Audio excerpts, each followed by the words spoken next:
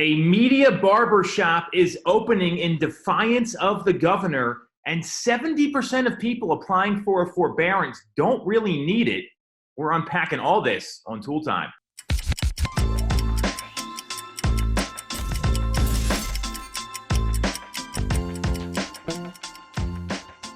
We are back on Toole Time, still on Zoom, my favorite place to hang out apparently. And we've got some interesting, juicy topics. Before we get into them, real estate's back open. We can show houses. Jess, you were out showing homes today. Yeah. Tell us a little bit about that. Like we were expecting, it's kind of a flood of people. My phone was blowing up. Hey, we heard that we can get out there. The people who I hadn't even called myself, I called a lot of people letting them know, if you need to get into a house, please let me know now, because this is going to be a crazy next few weeks. But buyers are ready. They want to get out. They want to do it safely, and they need to buy a home. So we got to be there to service them. And why hasn't this been going on for the past 2 months? I don't know, but we're here now. So, we'll get into that a little bit, because I think that's one of our stories about this barbershop that we're going to unpack. What I disagree with you on, it's not going to be a crazy couple weeks. This is going to be a crazy 120 days. And, if you don't have the right policies in place and you're not setting the right expectation for your clients, you really got to reevaluate that. This is not a joke. This is very serious. We've got a safe home selling policy we rolled out to everyone we're working with. We came out with a statement. We're having that be the standard for our listings. So it's back open. You can go transact. Great news. Very exciting. It's creating a little controversy, though. So let's talk about our first story here, because there's a barbershop in Media. The name of the barbershop, Media is Media, Pennsylvania. So it's one of the areas that we service. And it's Giovanni's Media Barbershop. And the owner, Nicole Messino, opened her barbershop yesterday. And she said, I'm not closing it again. I've got no plans to do this, despite what the state says. So, Jess, what do you think about all this? I hear stories like this, and the beauty salons and the gyms reopening, and some of them, they are saying that they see other businesses being open, so they're like, why don't I, or things like that. And this should not be something where everybody else is doing it, so I'm going to do it. If you're a business owner and you're considering opening, you really need to look at what the consequences could be, and if you are okay with those. And you don't have to be okay with them, but you just really have to know what's going to happen if, the law comes down on you. That being said, I kind of have a different perspective, because this barbershop, my husband's brother's girlfriend, so basically my sister-in-law, Natalia, she's a barber Only there. to get married. Only to get married. I'm sure they will. But she's a barber there. So, and I can feel what she's feeling. These are such uncertain times. You don't know. There's no date for, when things can open up, and businesses are bleeding money. And some of our favorite spots in our communities are not going to be able to reopen because of this. So as a business owner, I don't know what I would do. I would have to take things into my own hands. And they are obviously, this barbershop, doing everything they can. They have the walls built. You have to take your temperature before you go into the barbershop. You can't even have conversation in the chair. It's like a silent haircut. They're taking every precaution they can to keep this safe, almost as safe as you can if you're going to a grocery store. So I'm behind it. I support it. But it's just something that's really crazy. My first comment is, you've been holding out on me for 9 weeks. I've been cutting my own hair, and we could have probably made a connection to get me a little better shape up here. So that's a little disappointing. Natalia's the best. So that's number one. We'll talk about that off air here. Secondly, I do agree with you that when you look at what's happening across the country, there's a lot of small businesses that aren't going to open their doors again. I mean, it's that simple. And in businesses like that, I mean, they have high costs. They have to pay rent.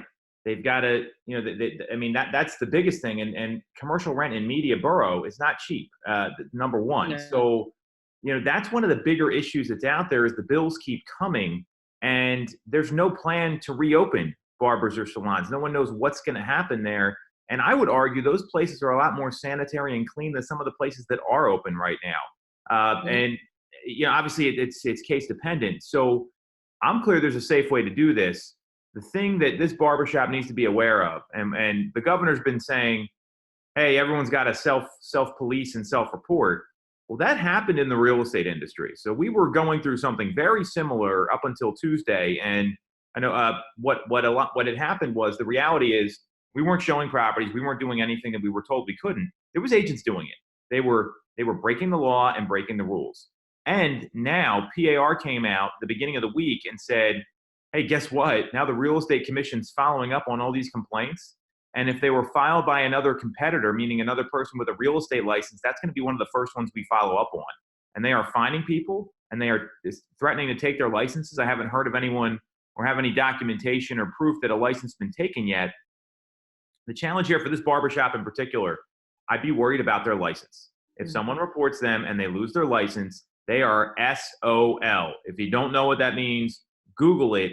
And that's the ultimate repercussion. That's why we were so careful with what we did, because there was no room. I mean, every week we were very clear. Here's what we can do. Here's what we can't do. Here's what the Department of State saying. Here's what they're not saying. We're having the same conversations now because the governor came out with these guidelines, and that's kind of the other issue here that we're not hearing. I mean, I've been following state legislature like I never have before, and when we were prepping for the show here, there's PA State Rep John Hershey. So he's from an area in between Altoona and Harrisburg, so kind of central Pennsylvania. That's where his district is. It's the 82nd district. And he is part of the House Veteran Affairs and Emergency Preparedness Committee. They voted today in that committee on a bipartisan vote, 16-9. This happened like an hour ago, that they want to terminate the governor's emergency declaration related to COVID-19.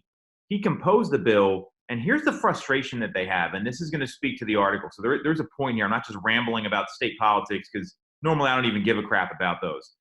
The frustration from the legislature is coming from the House Bill 2412 that was vetoed by the governor to make real estate essential. And then after he vetoed it, hours later, he came out with his own guidelines. And it got intensified by a lot of pressure from the private sector. I mean, we were reaching out to everyone we know to contact him, including the CEO of RE/MAX, other CEOs for large real estate companies.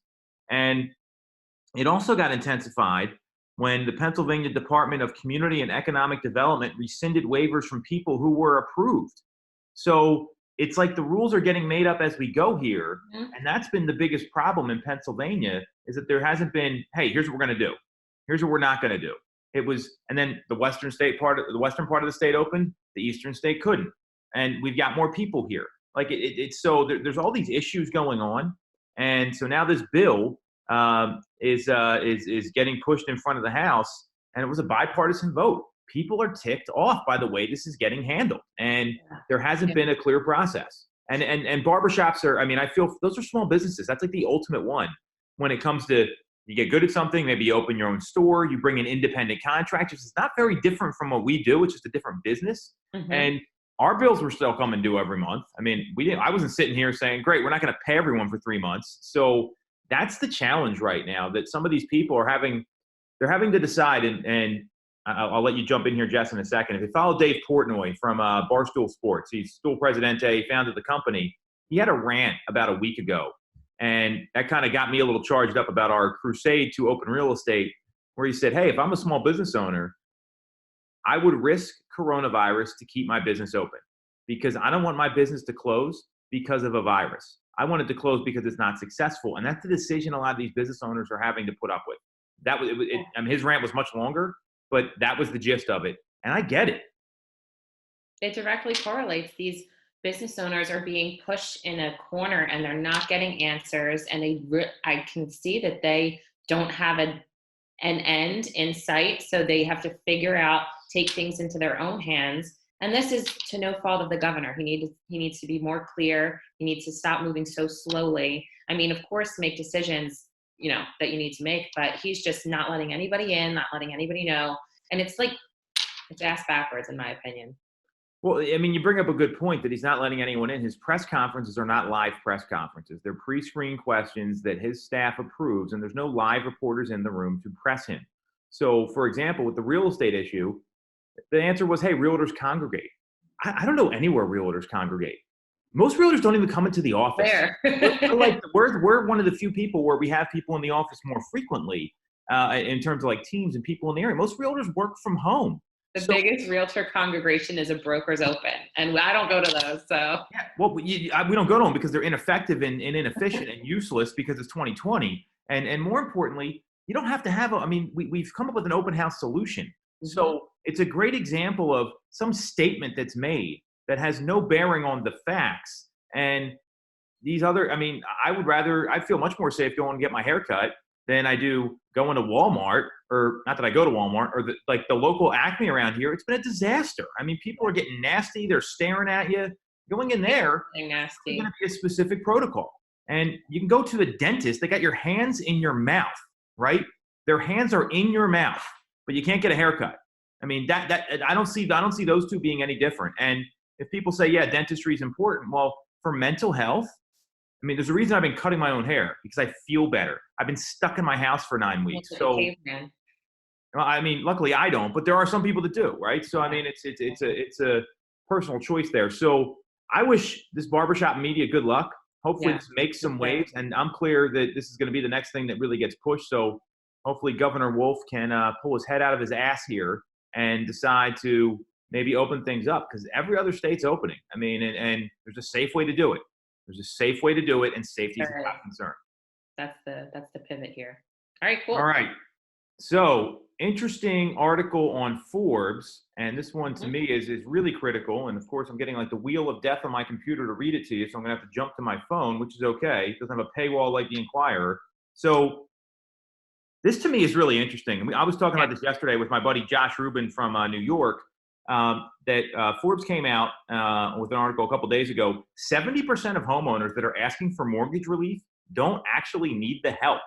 And it brings up a lot of issues here. So there's more than 4 million people that have been granted forbearance, but 70% of those cases, they didn't need the break. And that's according to a survey by homeowners who said it wasn't necessary financially speaking. And only 5% of the people granted forbearance said they wouldn't be able to make their mortgage payments without it. So what do you think about all this? This is crazy to me. If you are a homeowner, just like those small business owners, I feel like you could be in a corner right now, like not knowing what to do. There's a big question mark of when things will open. You know, for a lot of people, the question of like, is money going to be coming in? Am I going to be able to afford my bills? So to make this jump, you really need to take a look at your finances, and you should probably speak to a professional. Maybe get like a lender or somebody from your mortgage broker on the phone, because that's a conversation. That's a decision that you can't just be making like willy-nilly, because there are consequences. And I was reading through this article, and it's not just the consequence of, oh, I feel guilty about it or things like this. When you go to purchase a home down the road, lenders are going to pause and see that there was a forbearance. So it can have impact on you down the road. And if you don't necessarily need to do it, I don't know if I would. Well, and you bring up a good point that there are consequences. So one, you might not be able to refinance, and we're seeing the lowest mortgage rates ever, number one. Number two, you might need to be more fiscally responsible. If you're one of those 70% of the people saying, hey, I'm just going to apply for it because I don't know what's going to happen. You know, my advice to people is keep paying your loan until you can't, and that's when you reach out. You know, what's your savings plan? What is your plan to get back to work? Have you sat down and looked at your budget, and maybe you need to cut some other stuff out instead of not paying your mortgage? So, you know, and I talked to Wells Fargo about this, and after the first like 90 days, there's a couple options. One is a lump sum payments. That doesn't really help at all. I think that's actually tougher if you're going to have to come up with all this cash after 90 days. And it's been almost 90 days right now. It's what, day 72 or some nonsense. So that's number one. Two, they're saying they're not going to report it to credit agencies yet. But then if you can't make that lump sum payment, things are going to change. There's going to be some repercussions there. So it's not all it's cracked up to be. And, you know, I think fundamentally, you know, having worked through the 2008 crash, that was an era of irresponsible financial decisions by a lot of people, where they were just, hey, I'm going to go buy this house. Hey, I'm going to pull out all the equity. I'm going to go buy a car, or something stupid. And to me, I'm so conservative financially. Like, I mean, and I'm so conservative financially because I don't ever want to be in that position because, Absolutely. these things happen, right? Like the '08 market was not great. There was a lot of people that got in trouble then. This has been tough. I mean, we haven't been able to really go out and we've done some virtual transactions. I'm proud of our effort. We haven't been able to go do the things we expected to do even 4 months ago. So, the fact that people are applying for it, there's going to be some repercussions there. And that's where, you might need to get real on your finances and make sure that just because you can get approved for something doesn't mean you should buy it. Yeah. You know what I'm saying? Making financially smart decisions. I think this is really going to be an eye opener for a lot of people, specifically, what is it, Gen Z and millennials? Those are like the youngest ones. I think so. Yeah. Yeah. We need to, I think I'm a millennial. You really need to be smart with your finances and save and really, I don't even know if does that make me old? You're not as old as me. So, I mean, I wouldn't worry about that. I'm 500 years old, but I think it's going to be an eye opener for people in those generations this can happen and you need to be prepared for a worst case scenario. So, prepare for it.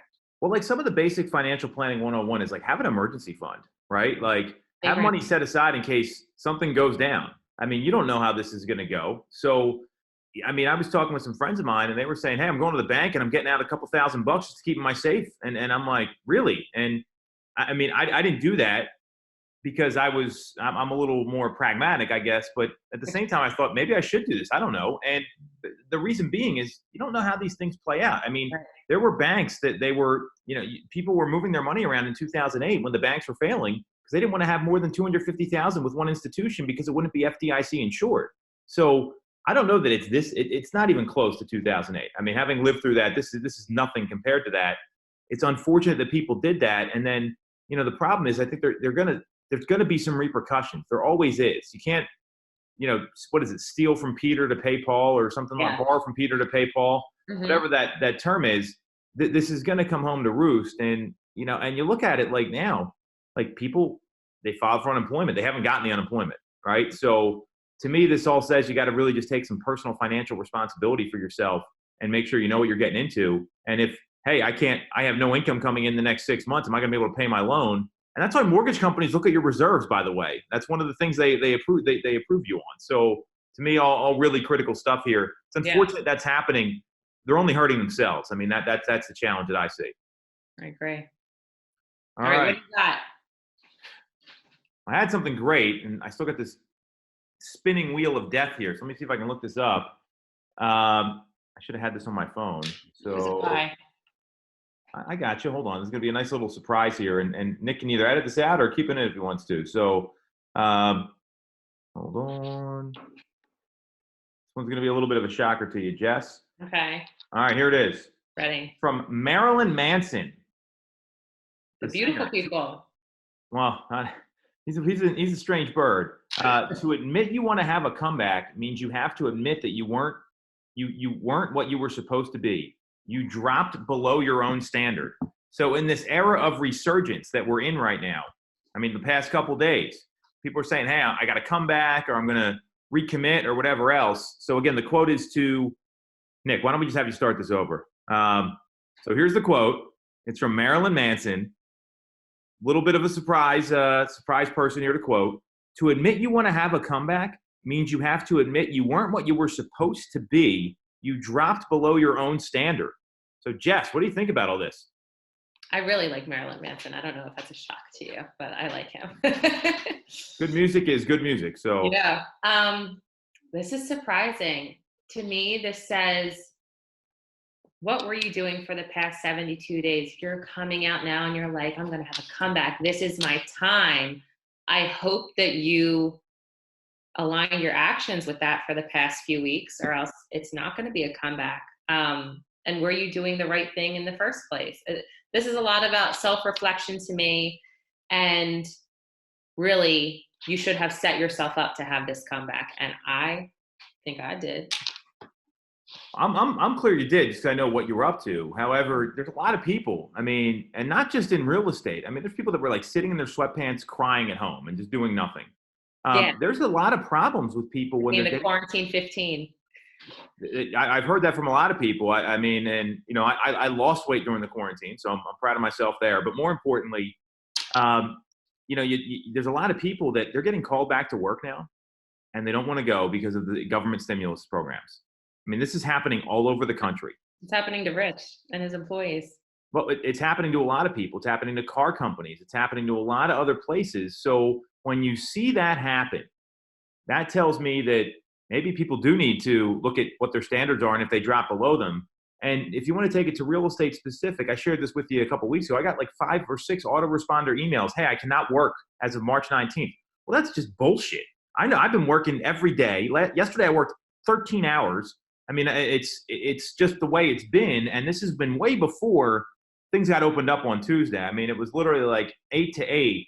And then I would eat dinner, and then I'd hang out with my family for a little bit and go to sleep and do it all over again. So, you know, there's always an opportunity to work. But I think the point of this quote is that if you need a comeback, you probably need to reflect on what you didn't do during that time and where the gaps were, because it always affects you. It's not you always got to think about what your future self is going to thank you for. And you know, that stuff where it's like you want to get that immediate gratification, those are usually the things that don't help you long term and don't help you build what you're looking to build. So I thought that was an awesome quote. I was surprised it was coming from Marilyn Manson, but very pertinent, very relevant. So we covered a lot today. We said it all. Yeah. Back next week. Thanks for watching, everybody.